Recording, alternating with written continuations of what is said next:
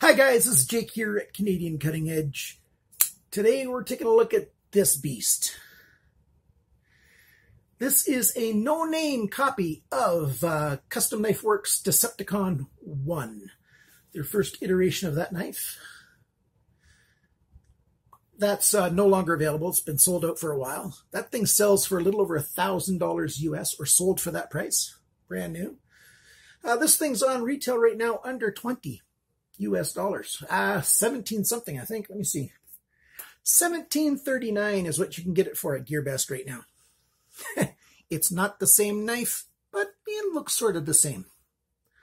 So if you're interested at all in this big beast, and you can say that you've got a copy of a Decepticon, then hey, you might be interested in this review. It is an interesting knife. Stick around.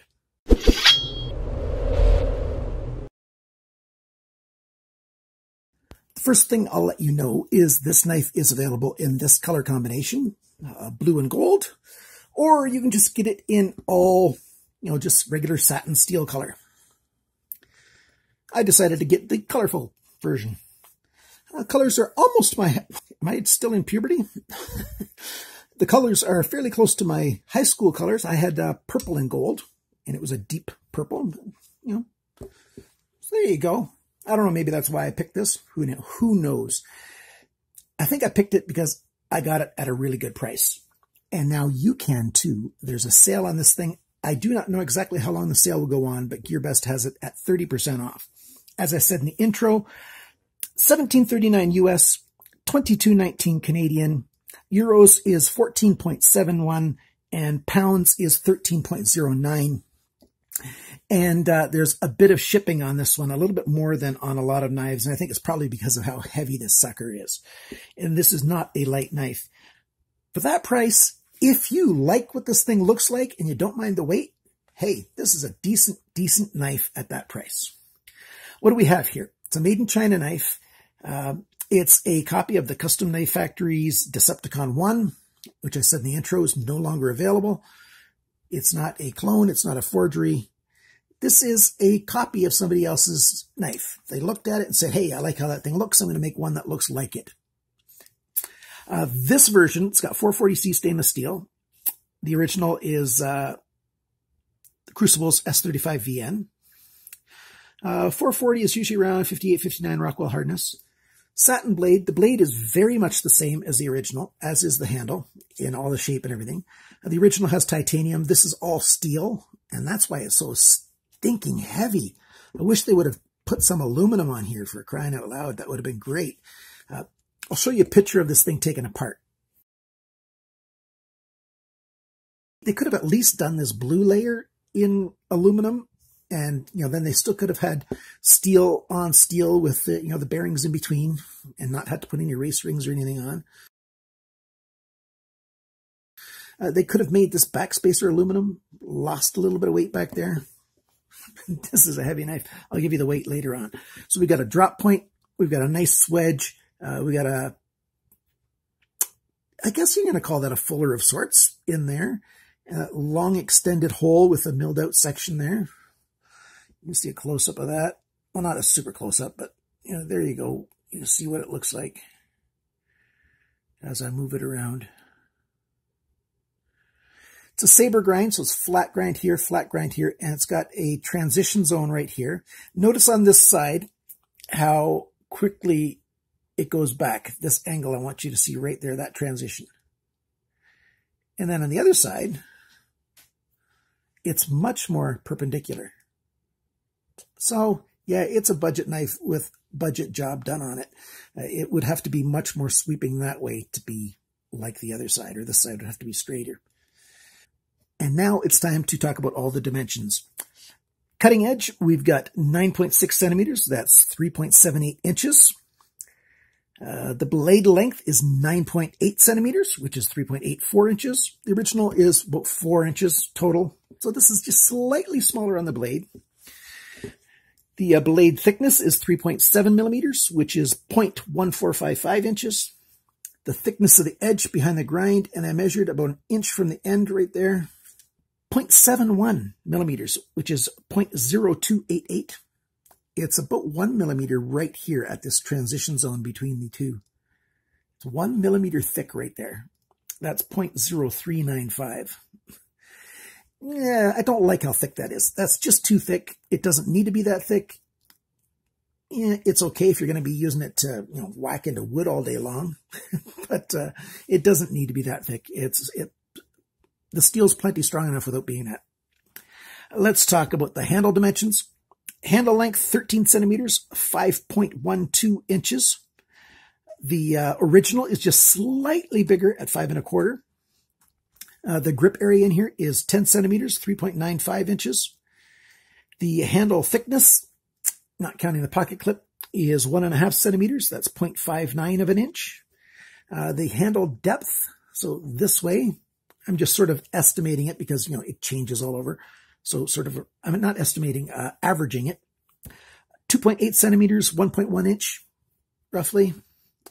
The total length of this knife when it's open is 22.8 centimeters, just under 9 inches, and the original is just over 9 inches. It weighs 250 grams, 1/4 kilogram, 8.85 ounces, and the original is 7.15 ounces, so 1.7 ounces heavier, and even though it's like 1/4 of an inch, 3/8 of an inch smaller, go figure, and I already told you, titanium versus steel. Now let's talk about what I think of this knife. Well, I like the lock on it. It locks up very well. I'll give you a nice close-up shot of that. There's no blade play back and forth, up and down. There's no jimping anywhere. The flipper arm is, in a very nice position. You can, light switch it, or you can push down on it. And actually, you can't very well push down on it and make it overcome. And that's because it's got a weak detent. They need to make the detent in here stronger, or they should have. So because the detent's weak, you need to do the light switch method, and you need to give it a good little bit of a pa push on it, and it'll come out. And it doesn't come flying out with authority. It just sort of comes out with a leisure kind of swing. It's a weighty blade, and that works okay. I really do wish they made it a stronger detent. It's a good design. Oh, let me talk about another flaw. The final grind.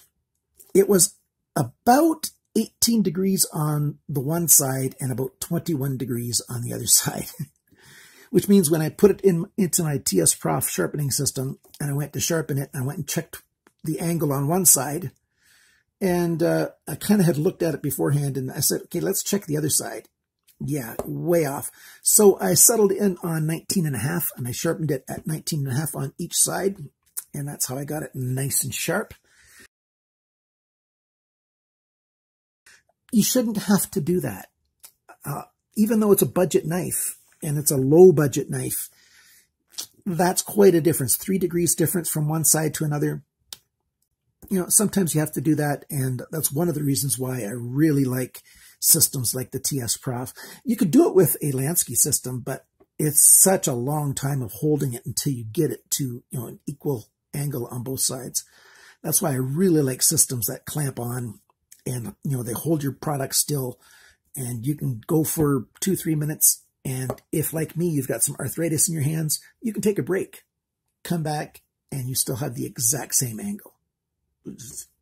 There's a lot of other products, sharpening products, that do the same thing about holding your angle. So I just don't have that many of those, and I really like my TS Prof. That's why I'm talking about that one. Other things, I already told you I don't like how heavy it is. It's too heavy. It doesn't need to be that heavy. Another thing I don't like is the pocket clip. And the only thing I don't like about this pocket clip on this budget knife is how far this sticks out. It doesn't need to stick out that far, and it becomes a little bit hot in the hand if you're working for a while and your hand starts to move a little bit. And if your hand moves a little bit and your index finger starts to come right over that spot right there, it'll get hot on your index finger. But I can hold behind it, so I've got 3 fingers behind that bump and 1 in front, or I can move up a little bit and put that bump in between those 2 fingers, and it's workable. It just gets a little bit hot that way. In my right hand when I'm using it, it's not a problem at all because the fat of my hand right here gets in there. But still, after a long while of doing it, it can get a little bit hot right in there. And all I need to do is, and I'm going to do it if I decide to keep this thing, I'm just going to bend that down just a little bit. I am afraid, though, that it's going to chip this anodization or the paint or whatever it is on this finish. And it is a budget job finish. This is not a high-end finish on here by any stretch of the imagination. I might actually have it bent at this point, this bend, like make it a little bit more shallow. And then that will give it a softer edge right here to work from. It is just a piece of steel, you know, not a big deal, but it holds quite well. It doesn't move around. You've got Torx screws here, and they hold on nice and firmly, no problem. You've got a lanyard hole right here, and that's totally adequate for 550 paracord or whatever. So there you go. That's the knife. Let's do some cutting. Well, now that I've sharpened it, it will cut pretty well, and it'll go straight into paper, even though it's thick behind the grind. Because it's sharp, it just goes straight in.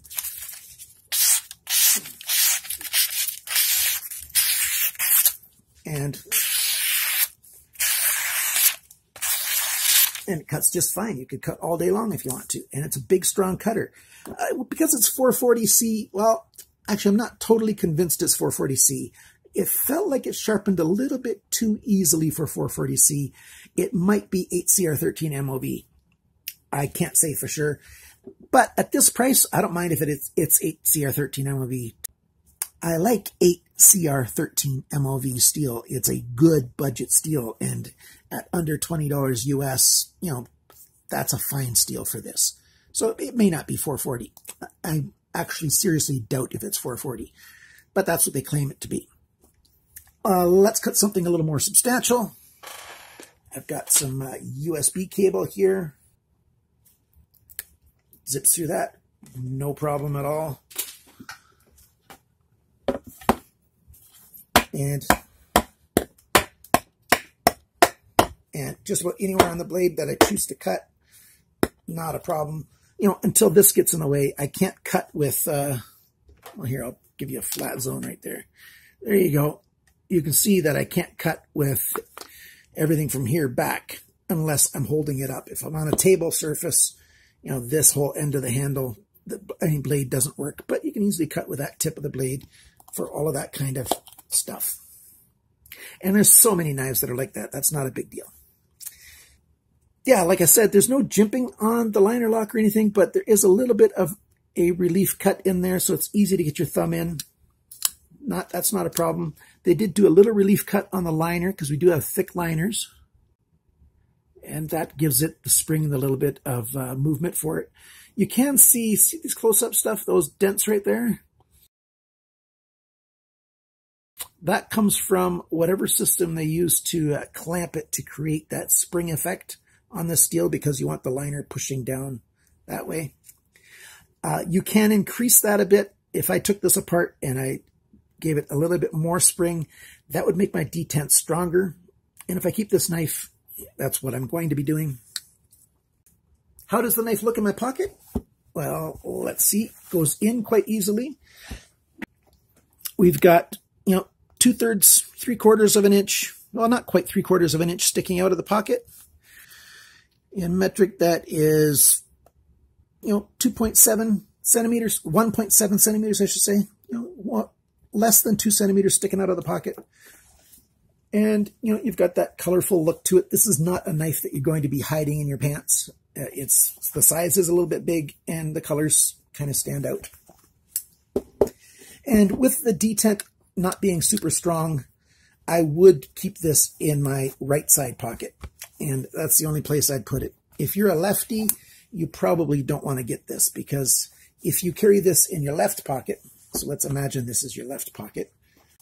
If you have it in your left pocket, it's going in on this side, and then you've got the blade sticking out, and the blade can do a little bit of that. It can open up on you while it's in your pocket. And that's if something, you know, catches on it and pulls on it or pushes up on the bottom here. It is very unlikely that that's going to happen. Something will push up on your pocket or catch here and pull down. but it can happen. And when something's got a weak detent, that's when I'm slightly concerned about that. Although it's never, ever actually happened to me. So I just issue that warning anyways. So what do you think of this knife? Would you buy one of these at this price? If you would, please use my link in the description below. Remember, you can get it in all gray, sort of satin color, or you can get it in this blue and gold kind of color. The sale's going to go on, I'm not sure how long, but please use my links. And if you're watching this more than a month later than this was posted, and it's being posted in the middle of January 2018, then please find one of my new videos and use the GearBest link to get going there. And I'll tell you what the SKU number is for this in the description below. And if you search for that SKU number, you'll be able to find this knife. And that's because I only get credit for links that are less than 30 days old. You don't have to buy the product that you use to get to GearBest, but if you get to GearBest with one of my fairly new links, then everything that you buy, I get a little bit of referral credit for. So thank you so much for being considerate and using some new GearBest links when you go to buy stuff from my channel. It's a little bit dirty, and that's because I didn't clean it up after I did my sharpening. I should have. And that's because this is not an heirloom knife. This is a budget knife that kind of looks cool. There will be a few times where I'll carry this. I don't think I'm going to carry it too terribly often. But I forgot to say, it's got a unique, well, not a unique stop pin, but it's got the stop pin on the blade, and that's somewhat unique. So there you go. You can see it right there. And so the stop pin travels with the blade. And usually when they do that, they hide it. And so that the handle comes around and you never see it. But that's where the stop pin is. And it comes in and it rests in right there for the stop when it opens. And then when you close it, the stop pin is engaged again and it stops right there. And that's what keeps the blade from going further. So there you go. Thank you very much to my Patreon supporters for making this video possible. I appreciate you guys tremendously. Thank you for everybody else who clicks on my links and just gives me thumbs up and comments and all that other good stuff. I appreciate it. Remember, always cut towards your chum, not your thumb.